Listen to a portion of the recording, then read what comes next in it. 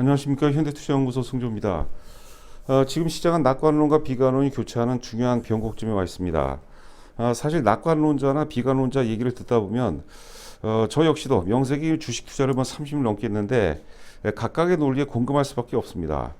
자, 그렇기 때문에 결국 경제라는 것은 예측 불가능한 영역이고 더 나아가서 예측하려 해서는 절대로 안 된다는 게 제 소신입니다. 그러니까 경제는 모른다 이런 그 전제 하에서 주식 투자를 했으면 하는 그런 바람입니다.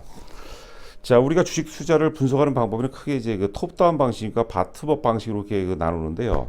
이 톱다운 방식이라는 것은 일단은 이제 세계 경제를 분석해야 되겠죠. 세계 경제가 이제 좋아질 것 같으면 그 세계 경제 중에서 어느 나라 국가가 제일 좋을 것인가 국가를 선택하고 또 국가 중에서 제일 잘 나가는 이제 업종을 또 선택하고 그 또 업종 내에서 이제 탑픽 종목을 선택하는 것이 이제 톱다운 방식인데 말 그대로 이제 경제를 대전제가 이제 경제를 예측해야 되기 때문에 사실 그 톱다운 방식에 의한 투자 방법은 제가 보기에는 옳지 않다고 봅니다.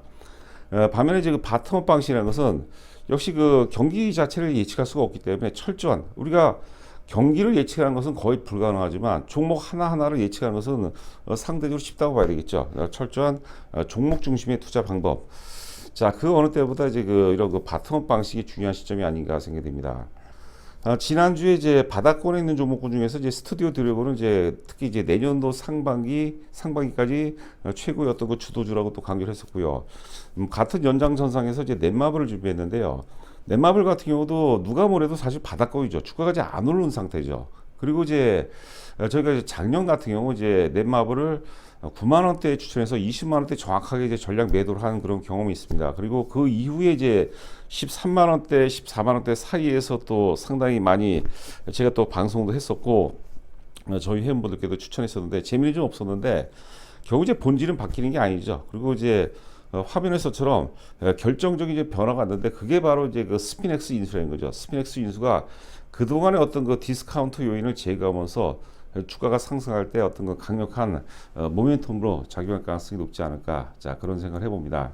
일단은 이제 넷마블은 성장주죠. 게임주이기 때문에 성장주인데 성장주 이전에 사실 가치주 차원으로 봐야 될 것 같아요. 약간 이제 정체성이 좀 모호한데 성장주면 사실 좀 성장성의 비중을 좀 높아야 되는데 그런 부분이 좀 아쉬웠는데 뭐 앞서도 말씀드린 바와 같이 이번에 그 스피넥스 인수를 통해서 일단 그 가치를 바탕으로 성장성이 이제 본격적으로 주가에도 반영이 되지 않을까 생각을 해봅니다.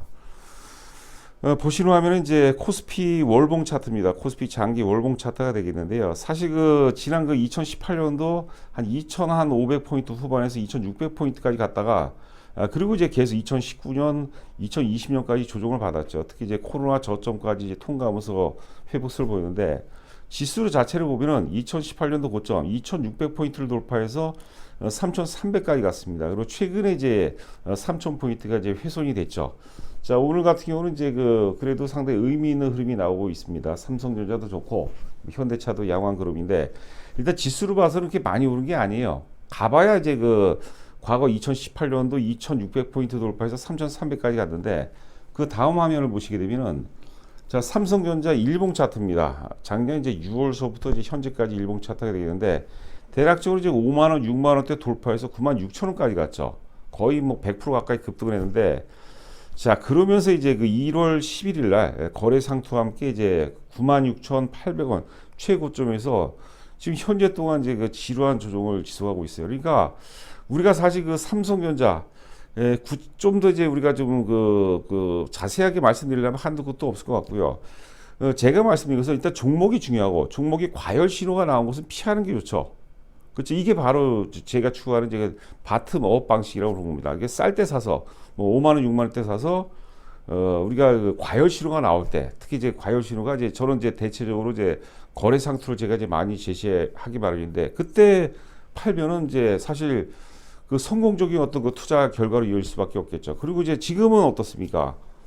96,800원 고점 위에 6만 8천 원대까지 주가 빠졌어요. 6만 8천 300원까지 300원이 최저점을 이제 기억하고 있는데 많이 빠졌기 때문에 또 다른 어떤 뭐 기회가 올 수 있지 않나 생각합니다. 이것도 역시 바텀업 방식의 하나고요. 앞서 우리가 이제 코스피 월봉 차트를 봤는데 2018년도 고점 이제 2,600포인트를 돌파해서 3,300포인트까지 가지 않았습니까? 근데 삼성전자를 만약에 지수로 한다면 뭐 정확한 어떤 그 계량적인 방법이 중요할 것 같은데 우리가 그냥 대충 경험에 의해서 환산해 본다면 삼성전자 장중고점 96,800원은 지수로 환산하게 되면 거의 뭐 한 4,000포인트대, 4,000포인트대를 넘어가지 않았나 그런 생각을 해봅니다. 그러니까 지수도 의미가 없는 거죠. 지수도 의미가 없고, 지수가 의미가 없는 겁니다. 일단 중요한 것은 저점에서 과열이 안 됐을 때 사서 이제 과열 때 파는 거죠. 그리고 이제 그 종목 선정은 뭐 삼성전자는 사실 그 국내를 넘어서 세계 최고 반열의 기업이기 때문에 당시 이제 5만 원, 6만 원대에서는 사실 우리가 뭐 바텀업 방식에 의한다 하더라도 충분히 우리가 효과적인 어떤 그 종목이었다 이렇게 보시면 될 것 같고요. 이건 좀 더 이제 극단적인 사례가 되겠습니다. 지금 이제 보시는 화면이 이제 코스피 같은 기간의 코스피 월봉 차트가 되겠습니다. 2018년도에 대략적으로 한 940포인트까지 갔었는데요. 이번에 이제 코로나 저점 이후에 돌파를 1000포인트, 최고점이 이제 그 1062포인트까지 갑니다. 2021년. 올해 이제 8월 달에 이제 1062포인트까지 갔는데 지수는 사실 그 2008년도 고점에 많이 올라간 건 아니죠. 그런데 그 아래 보시게 되면은 카카오입니다. 카카오가 지금은 이제 우리가 유가증권 시장에 이제 편입이 돼 있죠. 거래소 시장이 있는데 한 4, 5년 전만 하더라도 사실 그 코스닥인데요. 이제 코스닥 시장이 조금 이제 좀 열악한 거는 뭐냐면 좀 이제 주가가 재평가가 되고 주가도 이익 구조도 이제 자리가 잡히면 다 이제 코스피로 좀 올라갑니다. 그냥 성장주, 뭐 코스닥의 어떤 성장주 차원이라고 보시면 될 것 같아요.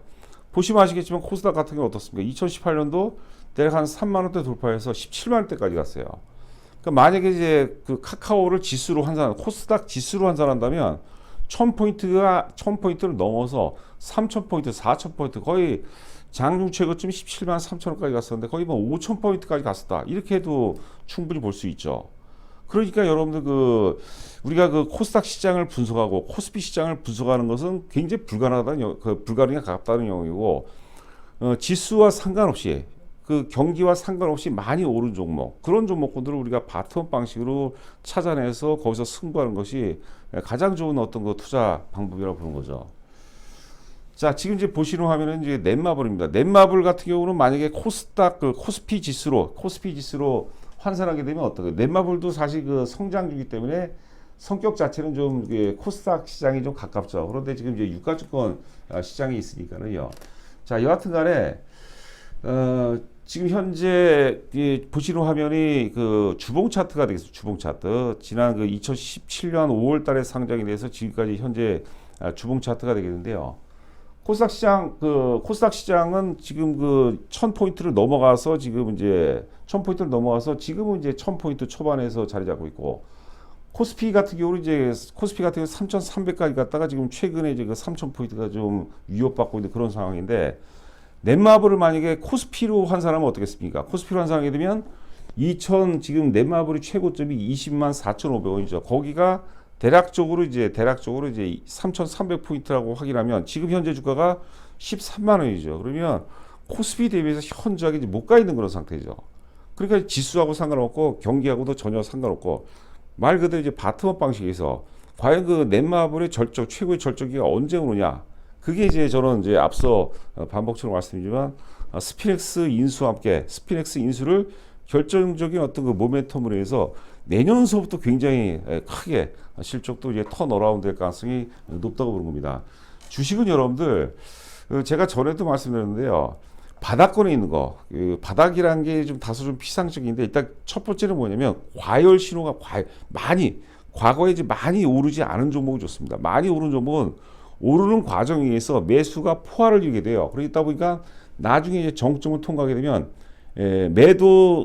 매수가 이제 기존에 많이 포화를 이뤘기 때문에 매수가 많이 포화했기 때문에 잠재 대기 매도세가 이제 강한 거죠. 그 저희가 이제 삼성전자가 이제 그 1월 10일이었고 카카오 같은 경우가 지난 그 17만 3천 원 고점일 때 그 바잉 클라이막스 매수의 극점을 통과했기 때문에 그 다음부터는 이제 매수세보다 매도세가 이제 살세력들이 다 샀으니까 매도세보다 이제 매수세가 더 많을 수밖에 없다고 보는 거죠.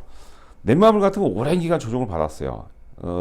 작년 6월, 7월, 8월 정도까지 9월까지 20만 원 올라가는 가운데서 잠깐 좀 올라갔지만 그 이후에 2020년 9월 11일 최고점 이후에 여지까지 지금까지 오랜 기간 동안에 이제 가격 조정과 이제 기간 조정을 받았는데 가격 조정은 거의 뭐 13만 원 미만이라면 거의 뭐 일단락이 됐다. 그러니까 우리가 크게 어떤 그 수익률을 도모할 수 있는 기본적인 작용 가축인 거죠. 바닥권이라는 것은 여러분들 주식 투자를 하는데 바닥을 안다는 거 이거만큼 여러분들 최고로 매력적인 게 있겠습니까? 반대로 주가가 상투를 안다는 거 이것도 굉장히 중요한 어떤 데이터가 되겠죠. 하여튼 그 바닥권이라는 것은 굉장히 매력적인 거죠. 바닥권인데 앞으로 회사가 굉장히 좋아질 것이다. 그러한 어떤 그 논리가 있겠지, 논리가 있다면 금상첨화가 되지 않을까 생각됩니다. 그게 이제 그 스튜디오 드래곤 같은 경우는 이제 기존에 이제 넷플릭스 환경에서 지금까지 현재까지는 넷플릭스 환경에서 영업을 하다가 이제 지난 11월 4일날 애플 TV가 들어오고 또 그다음에 11월 12일이었죠. 디즈니 TV가 들어오면서 이제 영업 환경이 굉장히 좋아진 겁니다. 그러니까 영업 환경이 좋아졌다는 건 주가가 오를 수 있는 굉장히 최적의 조건이 갖춰졌다 이렇게 보시면 될 것 같고 넷마블 같은 경우는 넷마블의 디스카운트 요인이 뭐냐면 영업이익률이 굉장히 안 좋아요. 왜냐하면 자체 IP가 아니라 쉽게 얘기하면 이제 외부 물건 띄어다 파는 거거든요. 그러니까 이제 마진이 좋을 수밖에 없죠.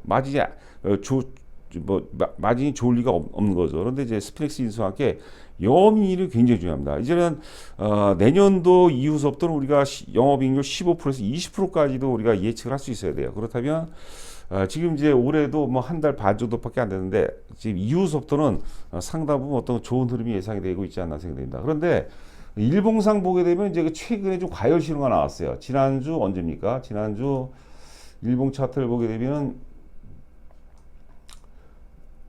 11월 12일이라는 게 목요일이죠. 목요일에 대량 거래가 좀 터졌어요. 대량 거래가 터졌다는 것은 단기적으로 좀 과열이 됐다는 거죠. 그러니까 거기에 따른 반대급부여도 조정이 좀 필요한 거죠. 그래서 지금의 조정, 금요일과 오늘의 조정은 이제 어느 정도 예상된 조정이었다. 그러나 이제 현실적으로 지금 12만 원을 깰 가능성은 굉장히 희박하다 봐야 되겠고 12만 5천 원 주면은 그 가격대까지 우리가 매수를 주게 되면 다행인데 안 줄 수가 있거든요. 그러니까 13만 원 좀 미만에서는 좀 물린다는 생각으로 우리가 물량을 좀 확보해 나가고 내년 뭐 하반기는 또 하반기 가서 고민을 해보도록 하겠는데 내년도 상반기 정도를 좀 목표로 한다면 우리가 충분히 뭐 승산이 있는 종목이 아닌가 자 그런 생각을 해봅니다.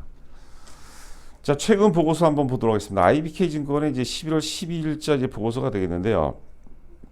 제목도 뭐 동일하죠. 제 어떤 논리하고 좀 일치하는 그런 상황인데 스피넥스 결합 후 안정성과 모멘텀을 이제 강화를 시켰다 그런 내용이 되겠고 3분기 실적은 굉장히 안 좋았습니다. 영업이익이 266억으로 전년 동기에 비해서 거의 막 70%가 이제 감소가 됐어요.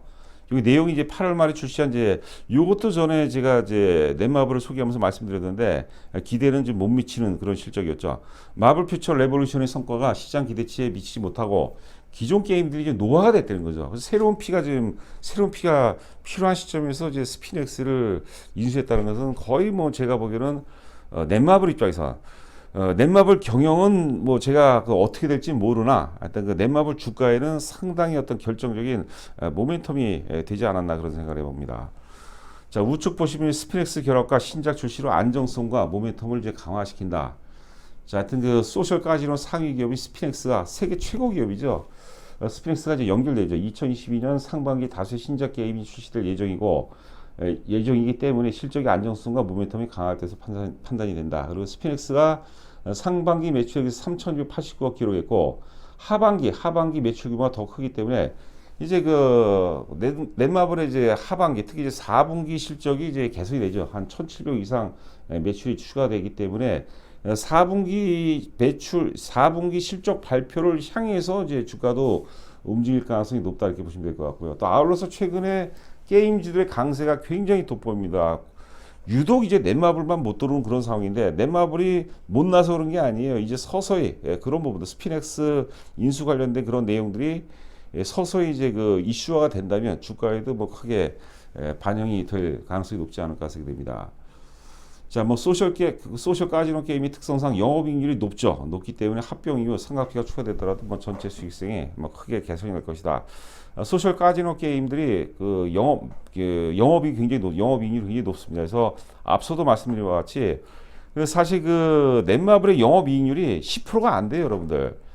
지금 여러분들 그 예를 들어서 NC소프트 같은 경우는 30%입니다. 30%. 영업이익률이 30%. 최소 뭐 부진했을 때도 20%대에서 30%까지 영업이익이 나오거든요. 그러니까 지금 이제 넷마블이 주가가 한 단계 거듭나려면 턴어라운드 되려면은 반드시 영업이익률이 그 증가해야 돼요. 영업이익률이. 자, 그래서 일단 그 기저 효과 감안해서도 기저 사이클이 또 굉장히 큽니다. 여기 이제 일단 먼저 실적을 보도록 하겠죠. 실적을 먼저 보도록 하겠습니다. 2019년도 영업이익이 이제 2,030억에서 2020년도 2,720억이었어요. 대략 한 30%좀 넘게 증가를 했죠. 30%좀 넘게 증가하면서 주가가 당시에 이제 9만 원대에서 20만 원까지 간 근거입니다. 그리고 20만 원에서 지금까지 이제 빠진 게 12만 원대까지 빠진 게 뭐냐면 2,700억에서 올해 예상 영업이익이 1,640억이거든요. 제가 보기엔 1,700억 넘을 것 같아요. 이제 4분 실적이 좋기 때문에. 여하튼 간에 2,700억에서 1,600억으로 감소되니까 주가가 20만 원에서 12만 원이 깨질 수밖에 없죠. 그렇죠. 자, 그리고 이제 내년도를 한번 보세요. 내년도 예상 영업이익이 4,100억입니다. 4,100억. 전에도 말씀드렸는데 하이브의 예상 영업이익이 저는 이제 개인적으로 내년도에 4,000억이 넘을 거라고 얘기했는데 넷마블도 마찬가지예요. 넷마블도 크게 하여튼 그 올해 대비 기저효과도 이제 감안해야 되겠고 올해 대비해서 굉장히 급증을 합니다. 그럴 수밖에 없는 그런 환경이죠. 뭐 궁극적으로 내년도 이제 그 결과치가 얼마나 될지 모르겠지만 대체적으로 4천억대를 이제 많이 전망하거든요. 그러니까 1,600억에서 4천억 정도 내년 영업이익이 나온다면 특히 하반기가 아니라 내년 상반기 이미 그 시작을 한 상태일 수도 있겠고요. 이미 그 시작을 한 상태일 수도 있겠고 내년 상반기를 향해서 가파르게 주가가 또 움직일 가능성이 굉장히 높다고 봅니다. 그래서 하여튼 그 넷마블 13만 원 미만에서는 다소 좀 물린다. 뭐 그런 생각으로 좀 접근했으면 좋을 것 같고요. 영업이익률 한번 보도록 할까요? 2019년대 9.3%. 자, 앞서도 얘기했지만 이제 NC소프트가 영업이익률이 30%까지 나와 30%까지. 2020년 10.9%. 올해 예상 영업이익률이 6.3%입니다. 굉장히 저조하죠. 그리고 이제 내년도 예상 영업이익률이 이제 11.7%. 그다음에 이제 후년도는 아마 15%를 달성할 수 있지 않을까. 일단 그 20%까지는 우리가 현실적으로 그랬으면 좋겠지만 20%까지 못한다 하더라도 15% 정도 영업이익률이라면 앞전 최고점이죠. 20만 원대는 뭐 충분히 돌파할 가능성이 높지 않을까. 자, 그런 생각을 해봅니다. 자, 저희 그 현대투자 회원 모집 관련해서 이제 자세하게 안내가 돼 있으니까요. 이 방송 말고도 이제 전 방송 들으면은 또 자세히 안내가 돼 있습니다. 하여튼 그 입금하시고 입금자 성명을 제 전화번호가 써 있죠. 전화번호로 입금자 성명을 보내주시면은 제가 상세하게 말씀을 해드리고 가입과 동시에 뭐 나름대로 최적의 포트폴리오를 구성해 드리도록 열심히 노력을 해보도록 하겠습니다. 자, 남은 시간도 건승하시기 바랍니다. 감사합니다.